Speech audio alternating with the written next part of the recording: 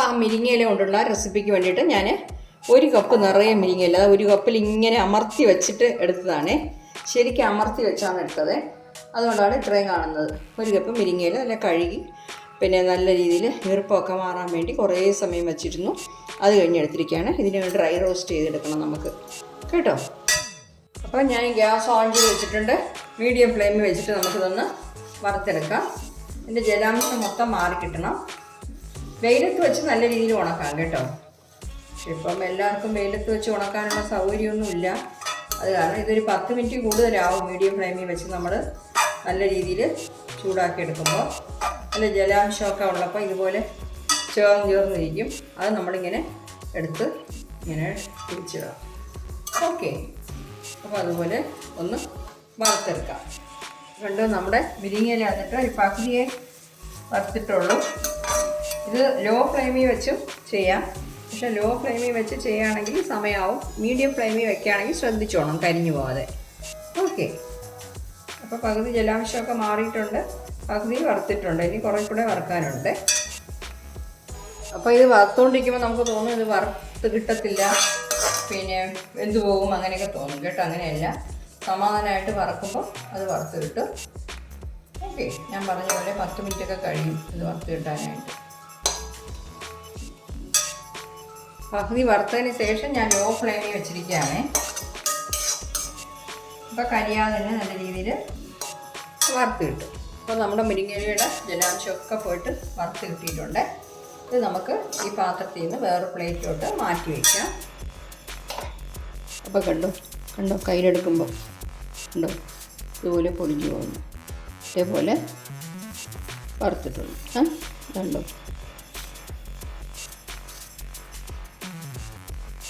ഇനിയിപ്പോൾ നമുക്ക് ബാക്കിയുള്ളത് ചെയ്യാം. നമുക്ക് ഈ പാനിൽ തന്നെ ഒരു 1/2 കപ്പ് ഉഴുന്ന് പരിപ്പ്, ഒരു 8 വറ്റൽമുളക്, ഓക്കെ, ഒരു 1/2 ടീസ്പൂൺ കുരുമുളക്, എല്ലാം കൂടെ ഒന്ന് 1/2 ടീസ്പൂൺ കുരുമുളക്. ഓക്കെ, അതൊന്ന് വറുത്തെടുക്കാം. അവിടെ ഉഴുന്ന് പരിപ്പ് ഒന്ന് ചുവന്ന് കിട്ടണം.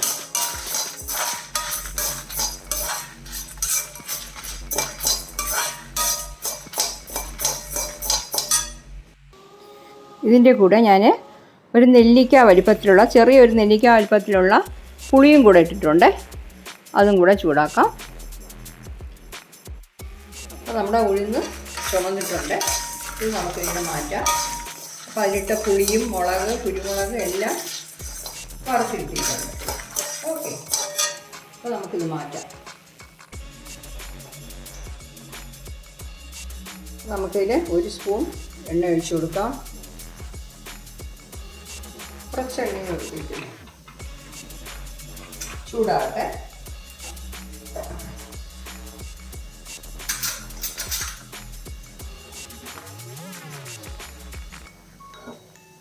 അപ്പോൾ നമ്മുടെ ഓയിൽ ചൂടായിട്ടുണ്ട്.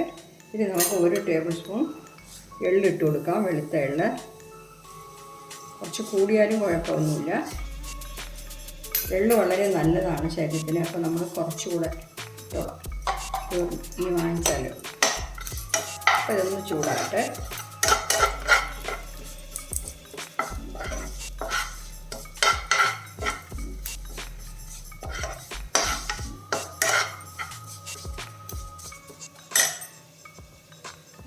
ഓക്കെ, എള്ളൊന്ന് പൊരിഞ്ഞോട്ടെ. നമുക്ക് ഇത് തേങ്ങയിട്ട് വറക്കണം.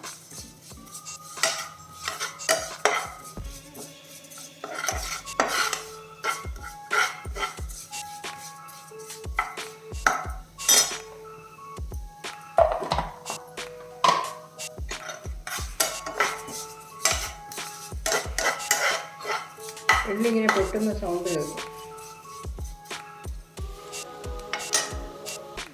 പൊട്ടുന്നുണ്ടോ? ഇപ്പോൾ ഇത് നമുക്ക് 1/2 കപ്പ് തേങ്ങ ചിരകി ഇട്ട് കൊടുക്കാം. തേങ്ങയുടെ നിറം ചെറുതായിട്ടൊന്ന് മാറിയാൽ മതി കേട്ടോ. വലിയതായിട്ട് ചുമക്കണമെന്നൊന്നുമില്ല.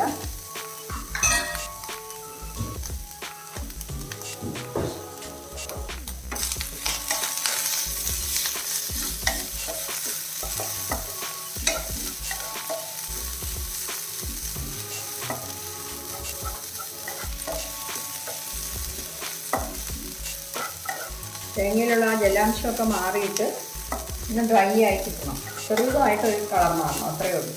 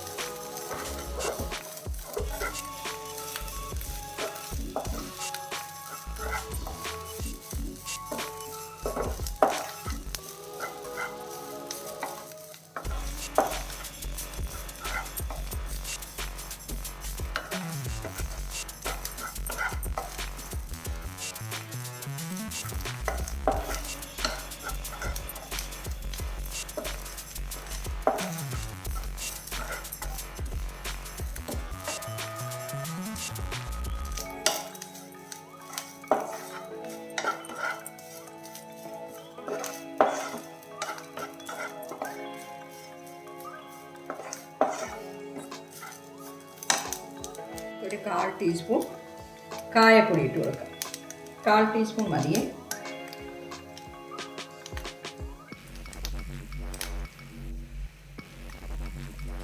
ഓക്കെ, മതി. നമ്മുടെ തേങ്ങയുടെ നിറമൊക്കെ മാറിയിട്ടുണ്ട്. ഞാൻ ഫ്ലെയിം ഓഫ് ചെയ്യുന്നേ. എല്ലാം വറുത്ത് വെച്ചിട്ടുണ്ട്. കുറച്ച് തണുത്ത ശേഷം നമുക്ക് പൊടിച്ചെടുക്കണം. നമ്മളിനി ഇതിൽ ഉപ്പ് ചേർത്തിട്ടില്ല. കുറച്ച് ഉപ്പും കൂടെ ചേർത്തിട്ട് പൊടിക്കണം. ഞാനിപ്പോൾ ഇത്രയും ഉപ്പിടുന്നു. വേണമെന്നുണ്ടെങ്കിൽ നമുക്ക് ചേർത്തോളാം കേട്ടോ. ചൂടിൽ തന്നെ ഒന്ന് മിക്സ് ചെയ്തേക്കാം. ഓക്കെ, കുറച്ച് തണുക്കട്ടെ. ഇതെല്ലാം തണുത്തിട്ടുണ്ട്. നമുക്കൊരു മിക്സിയുടെ ജാറിലിട്ട് പൊടിച്ചെടുക്കാം. ജാറിൽ വെള്ളത്തിൻ്റെ അംശമൊന്നും പാടില്ല, ഉണങ്ങിയതായിരിക്കണം കേട്ടോ.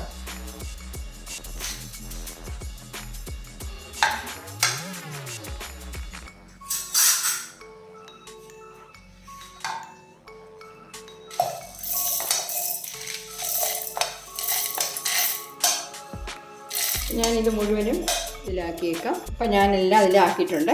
പൊടിച്ചിട്ട് വരാം. അപ്പം ഞാനത് പൊടിച്ചെടുത്തിട്ടുണ്ട് കേട്ടോ. ഇത് വന്നിട്ട് തീരെ പൗഡറായിട്ട് പൊടിക്കണമെന്നില്ല, കുറച്ച് തരിതരിയായിട്ടിരുന്നാൽ അതൊരു ടേസ്റ്റാണ് കേട്ടോ. അപ്പോൾ നമുക്കിതൊരു നല്ല എയർ ടൈറ്റായിട്ടുള്ള ഒരു ബോട്ടിൽ, ജലാംശമൊന്നും ഇല്ലാത്തൊരു ബോട്ടിലിട്ട് അടച്ച് വെച്ചിരിക്കുകയാണെങ്കിൽ കുറേ ദിവസം നമുക്കിത് യൂസ് ചെയ്യാൻ പറ്റും. അതായത് ചോറിൻ്റെ കൂടെ ഇട്ട് കഴിക്കാം, പിന്നെ ദോശ, ഇഡ്ഡലി അതിൻ്റെ കൂടെയൊക്കെ കഴിക്കാം. ഓക്കെ, നല്ല ടേസ്റ്റ് ആയിരിക്കും കേട്ടോ. നമ്മൾ പുളി, ഉപ്പ്, എരിവ് എല്ലാം ഉണ്ട് അതിൽ. തേങ്ങ എല്ലാം ചേർത്തിട്ടുണ്ടല്ലോ. അപ്പോൾ നമ്മൾ കായപ്പൊടിയും ആ എള്ളുമൊക്കെ ചേർത്തല്ലോ, അതിൻ്റെയൊക്കെ പ്രത്യേക ഒരു മണവും ഉണ്ട്. ഓക്കെ, അപ്പോൾ എല്ലാവരും ഒന്ന് ട്രൈ ചെയ്ത് നോക്കണേ. അപ്പോൾ കണ്ടോ, ഞാൻ ബൗളിലോട്ട് മാറ്റി. നമ്മുടെ മുരിങ്ങയില കൊണ്ടുള്ള ചമ്മന്തിപ്പൊടി സൂപ്പറായിട്ട് കിട്ടിയിട്ടുണ്ട്. എല്ലാവരും ഇതുപോലെ ഒന്ന് ഉണ്ടാക്കി നോക്കണം. നോക്കിയിട്ട് നിങ്ങളുടെ ഫീഡ്ബാക്ക് ഒന്ന് അറിയിക്കണം. Okay, thank you.